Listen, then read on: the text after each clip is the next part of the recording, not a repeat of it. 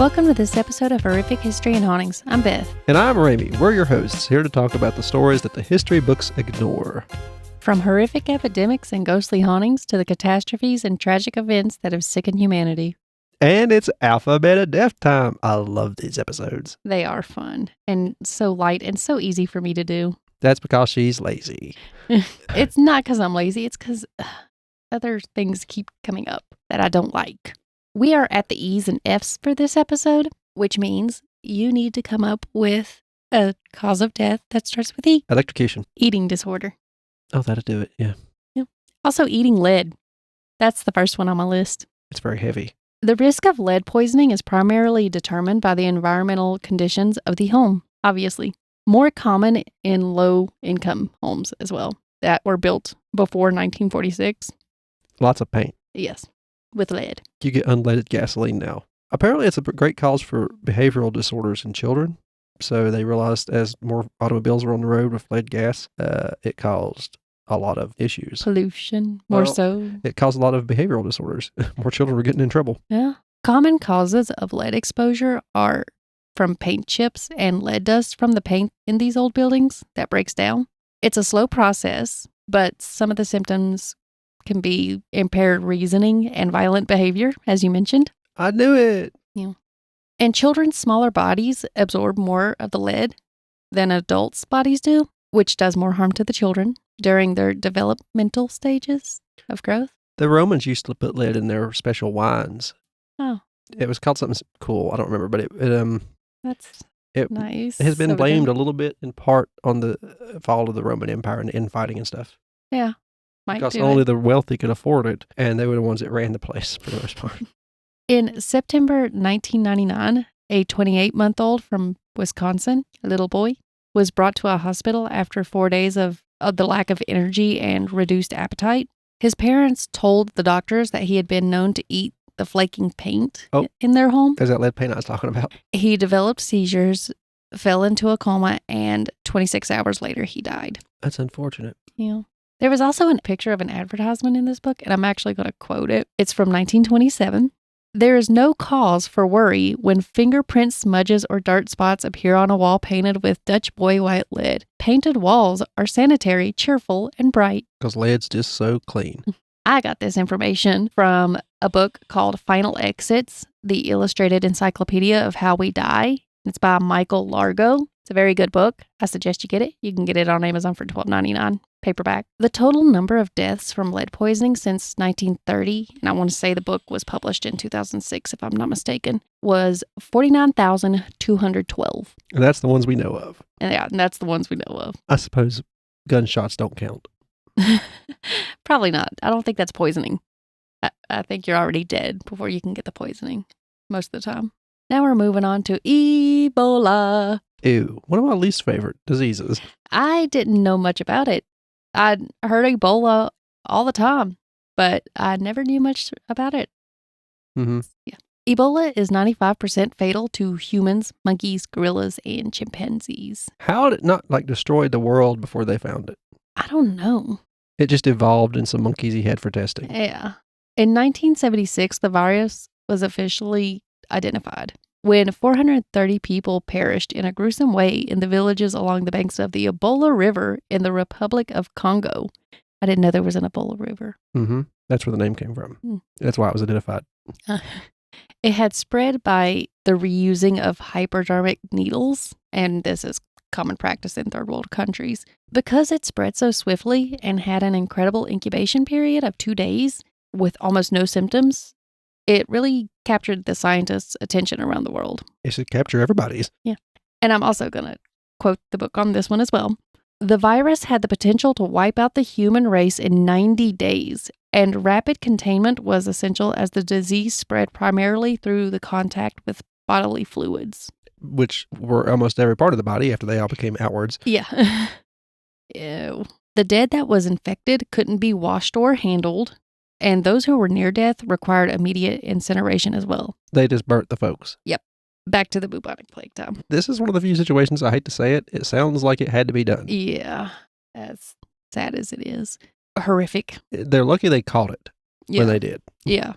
If this had happened long ago, entire sections of the world have been just destroyed. Mm-hmm. They might have been. Who knows? How many people want to write about it when half the town's dying in 2 days? Yeah. You don't have much time to write about it. You probably don't feel like writing either. Scientists in Italy, England, Switzerland, and the United States have been infected while attempting to find cures for Ebola. In 1989, in a Maryland suburb, the U.S. had its closest call with a mass infection. 4 researchers became infected while doing research in the Monkey House facility. At first, they were slow with the virus control, but they increased the speed on it when authorities initiated a countdown. It was either containment or sanitary elimination for all involved. That's very serious. Yes. You don't hear the government saying stuff like that often. No. It doesn't do well when you go to get votes. Yeah. And yeah, that's very serious for them to Admit, we will destroy straight up you. say that. Yeah. Which means you need to get, which they should have been faster with the process in the first place. Oh, So, yeah. They knew what they were messing with better than anyone. Yeah. The virus was stopped, but only moments to spare. It was a very close call. Mm-hmm. In 2000, new strands of Ebola were discovered. Some believe it was created or manufactured. I don't know if that's true or not. I don't know, but who knows? I remember this. Yes, I do too. You were like 8. Or but I still remember 7. this. Or was there one more recently? Maybe like a few years ago? The strand is airborne, meaning millions could be infected with coughs and sneezes. As of the time of the book being written, since about 1976, about 1,000 people have died from Ebola, but I know that it's definitely gone up since then. Because like I said, I'm pretty sure one happened a while back. Mm-hmm. I get Ebola and E. coli a lot of times when I see them. I just read E. coli because I see it more often. Yeah. Maybe that was it. I bet that's what I'm thinking. We have E. coli outbreaks constantly. Yeah. Moving on to elephantitis. Oh. Or elephantiasis. How do you say it? I've always heard it elephantitis, but it's spelled elephantiasis. I don't know. The elephant man disease. Yeah. In 2001, a man in Brooklyn, New York arrived in a clinic with a white sheet tied around his waist. He carried with him his scrotum that was described in the book as being the size of a beanbag chair. That's a problem. How does the skin even contain that? I don't know. It must grow very quickly or very slowly, and he just didn't do anything. It grew slowly. He didn't do anything. He contracted it while he was serving as a missionary in Africa 5 years before. The reason he did not seek treatment during that amount of time was because he was embarrassed about it. Fair enough, I suppose. Yeah. It's caused by a parasitic worm that are carried by mosquitoes. Yep. And the mosquito will inject the worm larva into the bloodstream when it bites. Yep. It causes inflammation of lymph vessels and extreme enlargement of limbs, head, torsos, apparently scrotums. Wherever it decides to settle down. Yeah. The blood flow is then blocked due to the inflammation, and that's what causes the limb, head, or genitals to swell until it reaches that monstrous size. Mm-hmm. The increased blood constriction causes gangrene and eventually death. How did he live that long? I don't know. He had to be in pain. Yeah. So much pain. And at the time the book was written, elephant man disease affected about 120 million people worldwide. Since 1965, caused 40 million deaths. No vaccines available. Yeah. And there's very few medicines to treat it as well. Okay. Most people believe it is a regular mosquito bite, that the swelling will eventually go down by itself, because that's what mosquito bites normally do. This is why they don't think it's necessary to seek medical treatment until it's usually too late. John Merrick, also known as the Elephant Man, was treated very poorly most of his life, and he lacked manners due to this. Nobody would teach him, I guess, because he looked different. He was saved from a cage where he pretty much was put on display for people's entertainment. He was saved by Dr. Frederick Treves, and he was described by this doctor as deformed in the body, face, head, and limbs. Oh. He had thick and saggy skin that hung in folds, which resembled the skin of an elephant. Mm-hmm. Dr. Treves taught him manners and called the condition elephant man disease. But it turns out that wasn't what it was. He had a much more rare genetic disorder called Proteus syndrome, found in less than 100 known cases. 243 Americans have died from elephantiasis or elephantitis since 1995 after traveling abroad. I've learned my lesson about traveling abroad. You got Ebola and this. That's all I need to hear about. Sorry. Well, we're going into more epidemics because that's the next topic, epidemics. Oh, goodness. This book would have been updated for COVID. The C's. If the author, well, surely he's still alive, I would hope. He should update it. If he's alive. Yellow fever. Any thoughts on yellow fever? I've just heard of it a lot, yeah. I think I've heard a Sawbones episode or two about it. It's a viral illness transmitted by mosquitoes. Those dirty little critters. Yeah. It typically lies dormant in the body for 3 to 6 days before manifesting as symptoms, including fever, muscle pain, headache, chills, reduced appetite, nausea, and vomiting. A flu. Then the person will appear to recover. Mm-hmm. And about a week later, the fever returns. The victim turns yellow, and they cramp up into a ball, and they bleed from the mouth, nose, eyes, and ears. What is the cure rate? I don't know. Oh, dear. After 10 to 14 days, the liver and kidneys are destroyed and the person dies. Yep, that's what probably not much back then. Anyway, I don't know about now. 1793, 4,099 people died of yellow fever in Philadelphia. The disease was transmitted by 6 sailors coming back from the West Indies. Always. And quarantine was the only treatment available, and they didn't do it very well. Yeah, understand it, I guess. I am quarantined. I just got to get milk. In 1798, Philadelphia had another yellow fever epidemic, which killed 2,085 people. All but 7,000 fled the city, and I don't blame them. Mm-mm. In 1803, in New York City, one cabin boy returning from the Caribbean caused the spread of yellow fever. And the captain swore on the Bible that the boy died from worms in order for the cargo to be unloaded and the passengers to be able to set foot on the land. So much for that. Yeah. Over 2,000 died and 50,000 citizens left the city. Man, surely there's some sort of vaccine now. Otherwise, this would still be spreading very badly. I think there is, because I want to say it said at the time there was no treatment. So I'm assuming there's something now. In 1853, yellow fever spread in New Orleans, killing 7,784 people. City officials recorded the death of 100 people per day, and they still refused to call for quarantine. Oh. The reason for this was they didn't want to spread panic or interfere with the trade. It doesn't do any good if all of your citizens are dead. Apparently, the more privileged rich people were quietly encouraged to leave the city. Oh, dear. Yeah, and that's sweet. And the ordinary citizens had no relief until the colder weather came in the fall, causing less mosquitoes, even though it's hot in New Orleans. Was this the fever that was spreading through in Interview with a Vampire? Mm-hmm. Okay. Or was it just like the Spanish flu or something? I think they had a few epidemics. Oh, they have had a few. So it's hard to tell which one it was. In 1867, yellow fever was again in New Orleans. 4,012 people died. It was transmitted by infected merchants arriving from Africa. And this time they decided to try the quarantine method. What a novel idea. No trains were allowed in or out. And poor refugees who tried to flee the city were kept back with men with shotguns. Yeah, stay away. Unfortunately, it's for everybody's own good now. Back then, they had to enforce it differently. I think they should have done that with the Ebola, too. Oh, goodness. They did, didn't they? Pretty much. One area did. Or the American government eventually decided. It shouldn't lead to that, though. You should have enough sense to not want to spread it to other people. How do they know it's a 95% survival rate? What one person survived is what I want to know. I don't know. Lucky one. Yeah. In 1879, in the southern United States, yellow fever caused 12,985 deaths.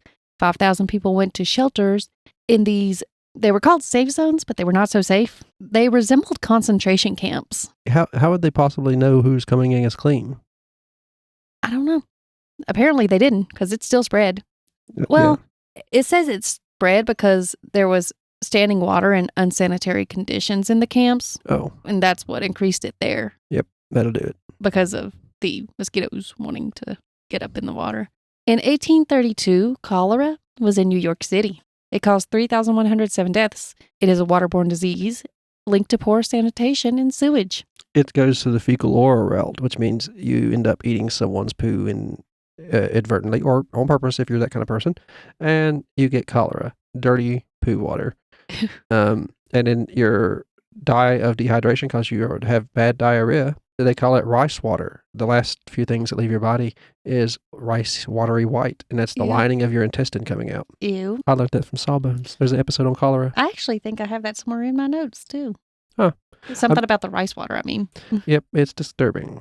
People didn't understand that it came from the water and the food or other materials that were infected by the feces of a cholera victim. And Some things that would pass the disease along quickly was handling contaminated chamber pots, dirty laundry, and used bed sheets. Yep, nasty poo stuff. The New York Evening Post described how people would stagger and collapse on the streets, and it said as if they were knocked down with an axe. It was also a cause of death in the game Oregon Trail. I don't know what that is. It's an old game. You try to travel the Oregon Trail, and usually you could name your settlers whatever you wanted. And so I named all after my coworkers. And so I had like, oh, Tony has died of cholera, and Chuck has died of cholera. Yeah. 80,000 people left the city to escape, and in 1848, cholera hit New York City again, killing another 5,231. If you have access to clean water, you can keep yourself alive. You can survive through cholera. Yeah. Just stop eating the shit water. Yeah. Wash your hands. Things like that. 1916. 7,500 people died from polio in the United States. Oh, I don't like polio. 25,000 infants were infected. It's highly contagious. It's caused by viruses that live in the throat and intestinal tract. But it affects the nerves. Yeah. It's transmitted between individuals by food and water contaminated with, again, fecal matter. Stop eating shit. You know, I had no idea about that with polio. I didn't know because I didn't know that until I read that I knew either. if one of your siblings got it, they would burn all your toys and everything to make sure it didn't spread anymore. Oh my goodness. That brought back an old memory of a childhood book I read about it. That's terrible. She had to have her little favorite, I want to say it was a bunny, stuffed animal burned because of it. And I never realized because it's a children's book. At the time, I had no idea what it was. And I was like, well, that's so sad. That's what they done because I guess they didn't know. I guess children are the type of people who poo could get on everything. So, yeah, from what I've heard, some horror stories. Yeah. I also heard that some parents think it's okay to just have piles and piles of dirty diapers laying around their house, and children will put that in their mouth if they can crawl around. Oh, I've seen houses like that. And I really do try not to judge people because I'm assuming it is exhausting being a parent. But still, why don't you put trash cans everywhere? I get mad when I see them thrown out on the side of the road or like in the road, just smeared all over the road. Oh, no, that happens at gas stations so much. And I don't understand why, because you can go inside, change your baby in the bathroom, or there's tons of trash cans at most gas stations, parking lots. Put it in the trash can. Or I was talking to Mom about it because I found it so disgusting that people actually did this. And she said when we were babies, she would carry plastic, like old plastic grocery bags around just to make sure that she could put it in there if she couldn't find a trash can at the time. It must have been for you because I don't poop. I'm like Kim Jong-un. Oh, okay. Alrighty then. The primary cause, obviously, septic tank contents infected the drinking water supplies. Oh no. I've been telling everybody we're going to get cholera. We had a septic tank issue not too long ago. Yeah, but we don't. Well, how do you know? We don't eat it, no, but our pets go outside. Huh. Shaking hands or touching an object that an infected person had touched before is some of the easy ways to pass this along. In 1949, people still didn't learn not to eat or drink things that were contaminated with shit or how to wash their hands properly. So polio killed 2,811 people and infected 43,000 kids. Of course it did. In 1952, another 3,899 died from polio, and 58,000 kids were infected. The virus affects nearly 20 million people who got it in their 50s and are still living. Oh, man. We had a president get it. In the 50s, not their 50s. Was it Roosevelt? I know what you're talking about, but I don't remember which one it was. I think it was Roosevelt. F is for? Falling. I mean, that's technically my notes, but I'll let you go with that. I don't know. Huh. It was Roosevelt. I was right. I Googled it. I can't think of an F. Fracture? If it's really bad, I guess. Maybe. I don't know. Oh, we found out feces can kill you. Yeah, I'll go with feces. Feces. Lots of ways feces can kill you. Falling, the first one. Oh, okay. Most fatal falls are caused from simple trips or falling in bathtubs. According to the CDC, the leading cause of injury and deaths in people over 65 is due to falling. It's terrifying. Yes. In 1999, the New England Journal of Medicine reported that uneven floors, loose rugs, wobbly furniture, and objects on the floor cause more men than women to fall because women are better at remembering where these things are than men are. We just don't pay attention. Yeah. So apparently, for all you ladies out there, over anybody, really. They don't just keep asking us where things are, where they're supposed to be constantly, just to irritate the shit out of us. They really just don't seem to be able to remember it as well as women. Oh, goodness. I don't know what the brain power is used for. I don't know. Each year, hundreds of thousands of emergency room visits and workers' compensation claims are because of falls from ladders. These are more falls from small ladders for like changing light bulbs in offices than for construction sites. I had to use a small ladder where I used to work to change air filters, and I did have a couple of little stumbles. I don't like being on a ladder when I have to reach up for things. Even if it's not that far up, I don't trust it. I don't either. And it wasn't the ladder's fault. It was the placement of everything around I had to get up around. Yeah. It also probably stems from the fact that every time I have to step up to get to that little cabinet thing above my fridge, whoever designed my house didn't have good sense because they put that little hang down light right there and I bump my head on it almost every time. Right back down you go. Yeah. In 1996, a 20-year-old man broke into a real estate and insurance company office building in Huntington, New York.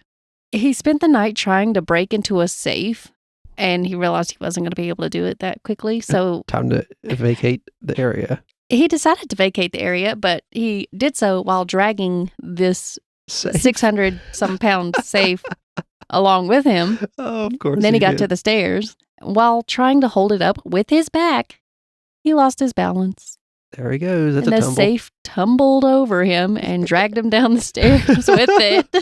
It's hard not to laugh. He was doing a bad thing, so it's easier. Yeah. He was found dead under the safe the next morning. Oh, I thought he was just maimed or something. Poor guy. This is the death of the book, I guess. Oh, you want to hear the real funny part? Mm-hmm. He failed to realize that the safe was empty all along. It's just too heavy to open that door and nobody bothered. Yes. In 2003, 11,600 people died from falling. It's common. Mm-hmm. That's the fear of heights. That's why we have that. Fashion kills as well. Okay. I can see that. Tripping. More falling. Over the years, women's fashion has often been more stylish and not as comfortable. Did they put lead or mercury in their makeup for a while to make themselves look more plague-ridden?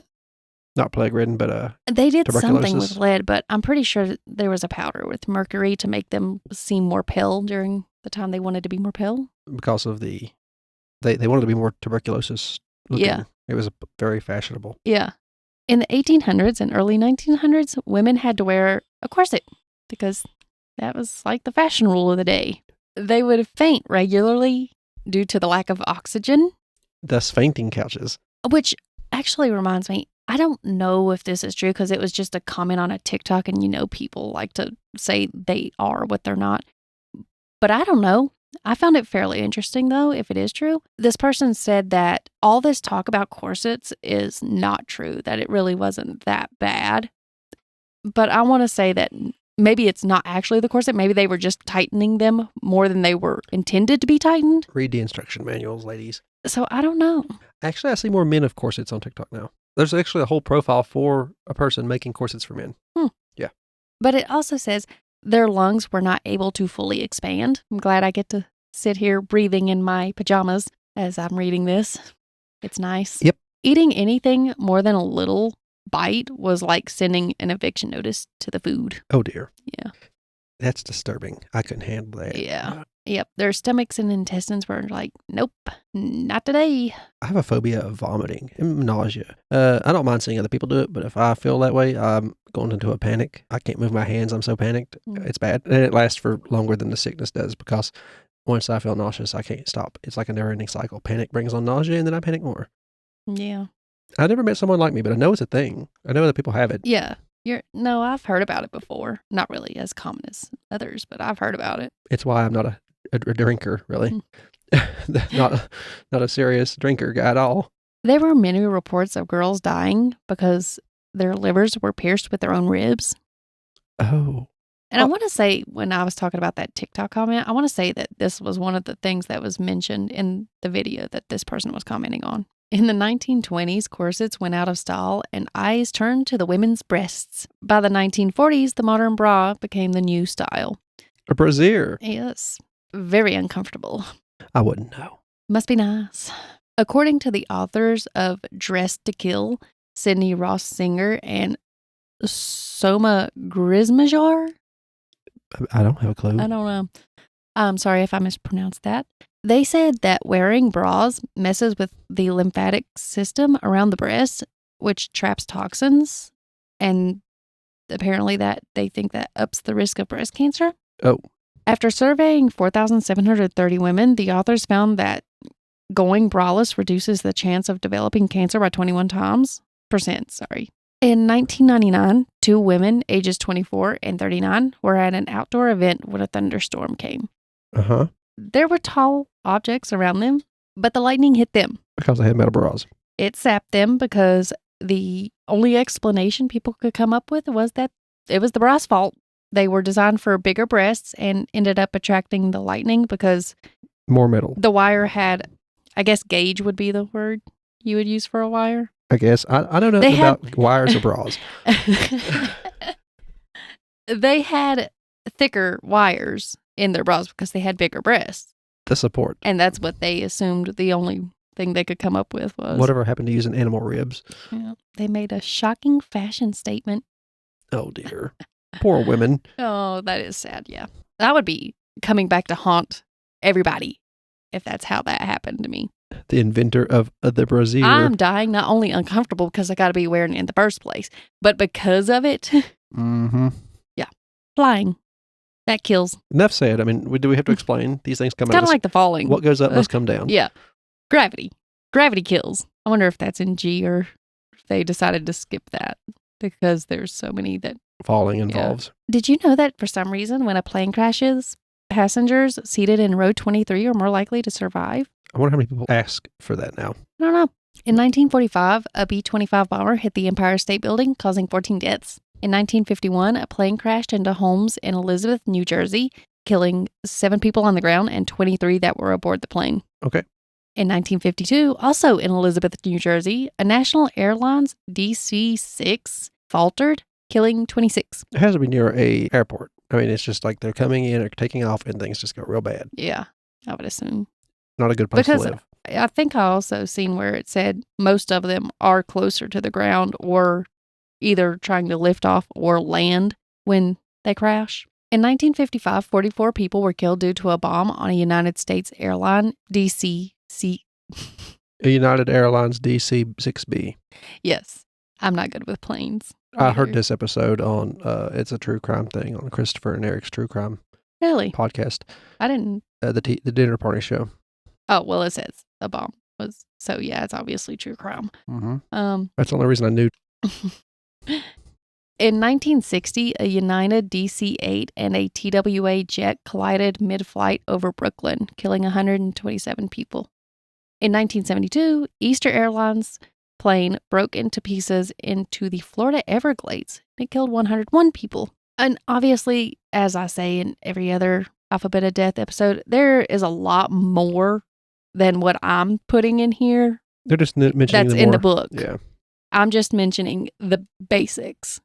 In 1977, the worst ground plane accident happened where there was 2 planes had collided on the runway at an airport in Canary Islands. Really? On the ground? On the ground. How 583 people died. Really? Yeah. I feel like there was definitely some mistakes made. The steward gave the wrong people some alcohol was what happened. Yeah, you don't give the pilot the alcohol. In Wyoming, on April 11th, 1996, Jessica Dubrovnik was allowed to attempt to set a record as the youngest kid to pilot a plane across the United States for her 7th birthday. She died shortly after takeoff when her plane stalled. Now, was that her fault? No, you shouldn't let a 7-year-old even if it fly was. a plane. Obviously, a 7-year-old's going to be like, hell yeah, I want to do that. They don't have that 1996. thing in their head that tells them, hey, this is dangerous. I probably shouldn't do it. It could kill me. She was 1 year older than me. I don't even remember 7 years old. What would I be doing with a plane? Oh. See, and I don't want to victim, or I don't want to blame the parents either, but it might not have stalled because of her error. It could have just been a problem with the plane. Maybe. We'll say that for now. We don't know. I don't know. It sounds nicer all the way around. It was just an accident. She was an excellent pilot. Yeah. An incident. We have another disease Oh, great. coming up. Flesh-eating virus. Oh, that's came up in Florida a few times lately. In 2004, a man went fishing in Bolivia at Lake Titicaca. Ah, you got it. Everybody loved to say that in school, in geography class. I don't remember learning that in we geography. were middle school kids. I remember all the laughs. The teacher expected it. Yeah. He got a small cut on his arm, and it got infected with Vibrio bacteria. When he came back to the U.S., he spread the virus to others. And you get some, and you get some. You get flesh-eating bacteria. You get flesh-eating virus for everyone. I'm here to mend fences with my upset neighbor. What do you say we shake on it? Don't mind the bandage. Yeah, shortly after this cut and spreading it to people, he got pneumonia and heart failure set in. That's what got him? Or was it because his immune system was already all kinds of messed up? I don't know. His skin was getting eaten off, so 40 people got sick and 8 people died in Texas. The skin of the deceased looked as if they had been burned with acid. Yeah, it eats away the flesh. It's kind of just like acid. In 1998, a healthy 23-year-old from Sheffield, Illinois, went to bed with a bad toothache. They were found dead by the family 3 days later. Okay. Yeah. The autopsy revealed his toothache was caused by a flesh-eating disease called galloping gangrene. The infection spread to the neck and the chest, and that's what caused his death. He had a problem with chewing on pins and not washing his hands, which helped to contribute to the spreading of the disease. Even when detected early and given the right antibiotics, the odds of escaping unharmed are extremely low. Basically amputate. Yeah. I mean, take it. I don't want to die like that. Well, it said reconstructive surgery is usually needed. Uh-huh. At least. Doctors had to amputate both legs and an upper arm muscle to save the life of a New Haven High School football player. He was touching people. You literally cut off all of his livelihood. Yeah. That's unfortunate. He contracted it from skin chafe during a practice. Huh. A 45-year-old man from New Jersey lost his life just 9 days after contracting a flesh-eating virus. This one was beta hemolytic strep A. I don't want that kind of strep. No. It was from a small cut on his thumb while he was using rental tool equipment. And even with extensive efforts to remove the infected flesh, he ended up dying from the illness. So he just spent the last few days of his life losing pieces and parts of his body until he died. This still doesn't sound as bad as Ebola. I don't know. I'd probably have to flip a coin. No. 95% death rate? No, thank you. I'll take my chances with the flesh-eating bacteria. But you need to keep a close eye on healing cuts for small little black dots. Apparently, that is about the only clue that a flesh-eating virus has. From about 1965, 34,833 people died caused by a flesh-eating bacteria and various flesh-eating bacteria. Yeah, there's more than one that loves the taste of humans. Yes. Moving on to our next little topic. Foreign bodies. A parasite or... No. Okay. 2004, 29 people died from inserting objects into the rectum. Why? I bet that's when South Park got the idea for the whole gerbil thing. You see, they talked about that one too, and they also mentioned that the majority of the time the rodent dies and you are a giant pile of trash if you torture an animal for your own pleasure, especially garbage, your filth. And it's not like you can shove any unliving object or even, a person's genitals up there for all I care. I really don't care. Do what makes you happy. But when you're killing an innocent animal, you need to rot in hell. Who would think a gerbil is a good idea? I mean, they use those in rats in torture movies. They use rats on your stomach to eat through you and everything. So why would you think a gerbil is a good idea? They're just cuter rats. I don't know. Definitely kink shame someone for because you are torturing an innocent animal. One person inserted an open deodorant bottle. One inserted a curtain rod, which caused the rupture of rectal membrane and death from the rear bleeding. Rear bleeding. Yeah. 5 others that died that year, the same year, from inserting broomsticks. A broomstick. Let's see if I can pronounce this. It caused perinatal sepsis infection from the splinters. Yep. Or from inadvertently ingesting pieces of wood. That's what they call it, ingesting. Okay. Yeah. 2 died from inserting chicken bones up there. Who would look at a chicken bone and think that's a good idea? That's exactly what I said when I read it. I said the same thing about gerbils, but both of those instances, what? I can't see it. I don't know. Yeah. It resulted in anal infection and rectal tearing. Yeah. At least the chicken was already dead and probably eaten before this ever happened to it. See, I also thought like bacteria and chicken bones can be sharp and pointy. That's why you don't feed them to dogs. yeah, they splinter as well. They're hollow. The chickens kind of need to fly, so they have hollow bones. Yeah. One individual sat on a 2-liter soda bottle. Oh, that's like a popular meme, isn't it? Which became completely engulfed inside of his anus. Wow. It pushed into his large intestine. Oddly enough, he died when he tried to get it out using a coat hanger. That's what got him the coat hanger. Yeah. Awesome. Since 1985, there have been 1,119 deaths caused by rectal ruptures due to inserting foreign objects up there. And like I said, this may have gone up in the time that the book was written. Free rent is next. That sounds a little more tame. A 27-year-old man lived on the 3rd floor of his father's brick house in Brooklyn. He kept complaining about the toilet being broken, so his father sent 3 different plumbers up there over different times over the course of a year. Then he decided to go check the toilet out himself. While he was dismantling the bowl, the father reminded the son that he hadn't paid rent in 8 years, and this caused an argument between the two. The father ended up beating his son to death with a toilet seat. That's like something you see in movies all the time, a comedy. Somebody beats somebody with a toilet seat. Or a toilet bowl lid. Yeah. See, I was thinking the back of the toilet lid. I feel like that would work better. Yeah. In March 2002 in New Jersey, a tenant renting a room fell 3 months behind in the rent. The landlord ended up drowning the tenant in the bath and dumped the body in the marshlands. Okay. The landlord claimed that he was an alcoholic and that he suffered from depression. So I drowned my tenant. They hadn't paid me to buy more alcohol. Yeah. I know a guy who rents land out to people, and the stuff he has to deal with, I know a lot of people, it's not a popular opinion to side of the landlord and things, but some of the stuff he's had to deal with, I can see these rage moments coming up, especially if they haven't paid. Yeah. See, but there are some bad landlords, obviously. But he literally, it's mostly people that are on hard to do and they need a place to stay or they're going to be homeless. Yeah. Right? At least I've heard a couple of times when that's that's he's up to a lot of times for him. like that. And these people trashed his home. Yeah. Trashed it. It's real hard for him to find somebody that would keep a place clean. Yeah. And obviously, like, some of the landlords go on a power trip. But if they have certain rules, it is their property. You are renting it. Yes, it is your home as well because you live there, but respect their property. It's really not that hard to just not destroy a home. July 2002 in Brooklyn, New York, 18-year-old Delon Lucas and 20-year-old Clarine Jones claimed a building as their own and considered themselves the landlords. It was an abandoned building. It was not their building.